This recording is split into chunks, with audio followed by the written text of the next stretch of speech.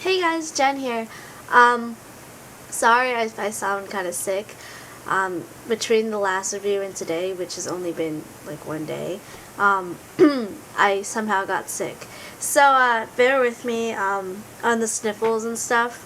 But anyway, the book I'm going to review today, so I over break, because I got the Nook, right?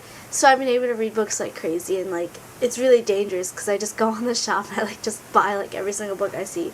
But anyway, I read like a whole slew of books before I did my review yesterday on what was it called? Oh my god, I like keep forgetting. On Shatter Me.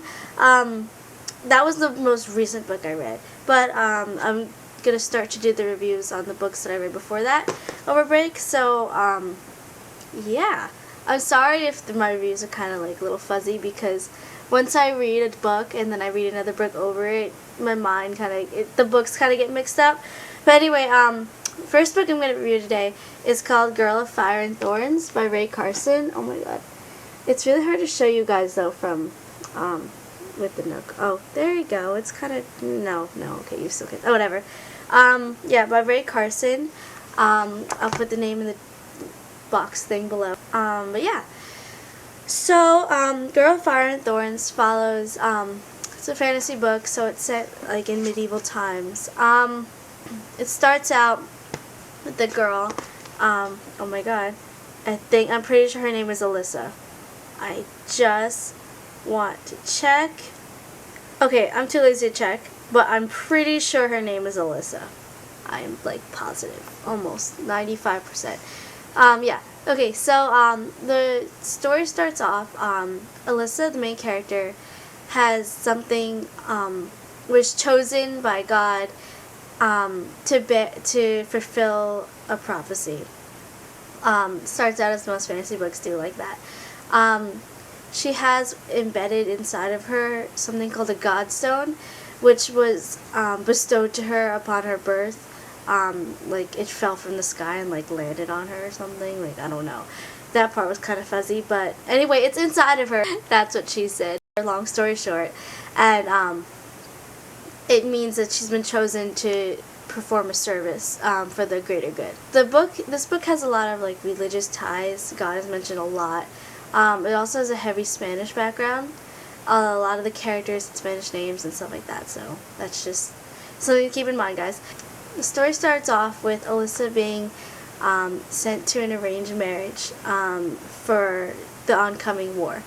In the beginning of the story, she's very weak in personality in the sense that she feels useless. She doesn't feel like she's really good for anything. She knows she's supposed to fulfill this great prophecy, but she feels like she can't do anything, and she's shadowed by her older sister who's like perfect.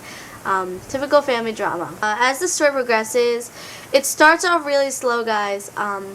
She gets married, and then the story still doesn't really pick up until she's kidnapped by rebels, and that's where the story really begins. I shouldn't tell you any more than that, but this book had a lot of. This book was odd. The romance was not there. I mean, she had this, like, no. I mean, she's married to the king, but, it's an arranged marriage, and the back cover of the book already alludes to the fact that that's not who she ends up with. And the guy that she does ends up with, I didn't really feel it, and, the ending was, anyway. But, besides the romance, it was pretty good. There was a lot of war stuff. There was adventure. It wasn't so much action, like fighting constantly, but there's a lot of like adventure and drama, I guess. So that's what kept my attention with this book. Otherwise, I really don't think I would move to get through it because this book was okay. I read it really quickly. I enjoyed reading it, but it wasn't one of my favorites. And yeah. So, I think the book there should be a sequel coming out to follow the book. I haven't really done my research on it yet, but, yeah. And I am not waiting on bated breath for the sequel, but I think I'll read it when it does come out. So, yep, stuff to keep in mind. So verdict on the book, it was alright.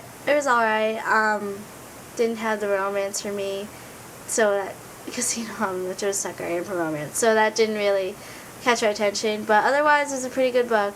Action-wise, it was good. And yeah, so go out and read it and tell me what you guys think, and I will see you at the next review.